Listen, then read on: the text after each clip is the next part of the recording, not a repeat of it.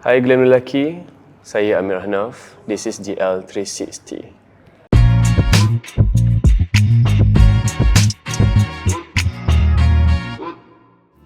Ini kali kedua Amir jadi cover boy Glam Lelaki. Apa perbezaan perasaan antara cover pertama dan hari ini?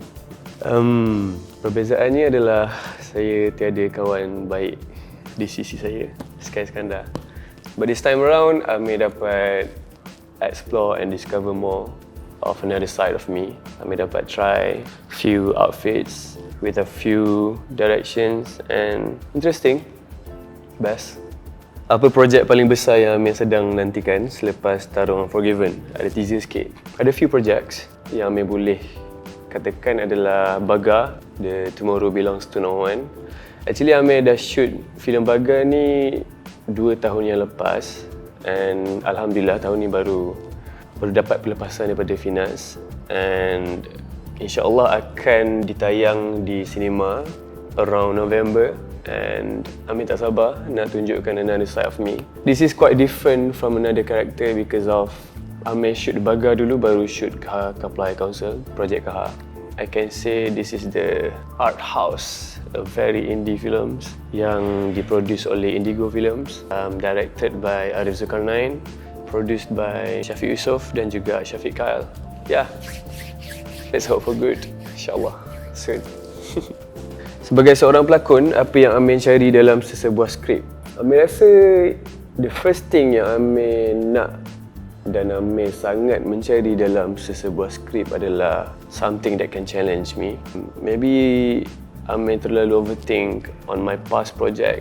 Sebab setiap kali Amir dah habis project, Amir tengok balik the outcomes, Amir tengok balik macam mana Amir play in that character, so I'm hoping that I can find something else in a new script yang I boleh challenge myself as an actor, and I'm hoping that I can get a new and good director to direct me. Ada tak watak yang Amir tolak tapi sampai sekarang terfikir, patut aku ambil kot?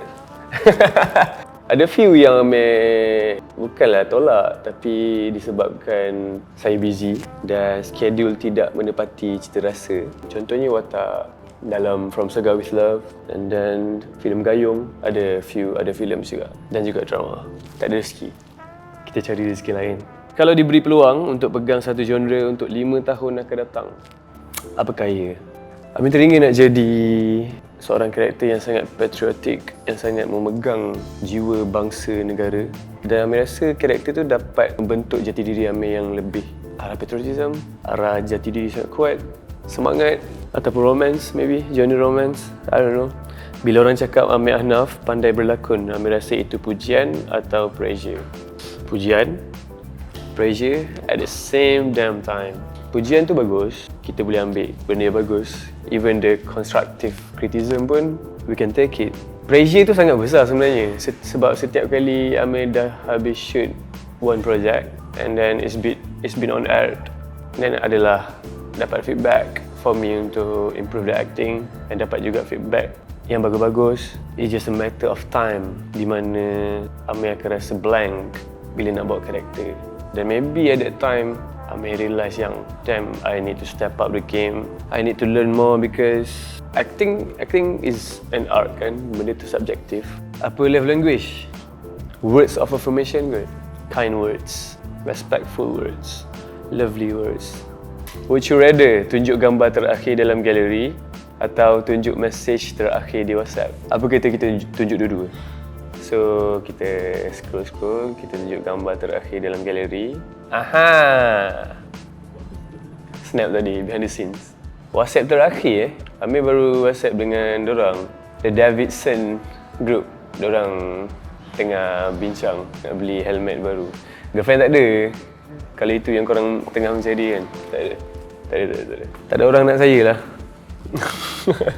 Saya Alhamdulillah, terima kasih Glam Lelaki. Untuk ketahui lebih lanjut, layari glamlelaki.my.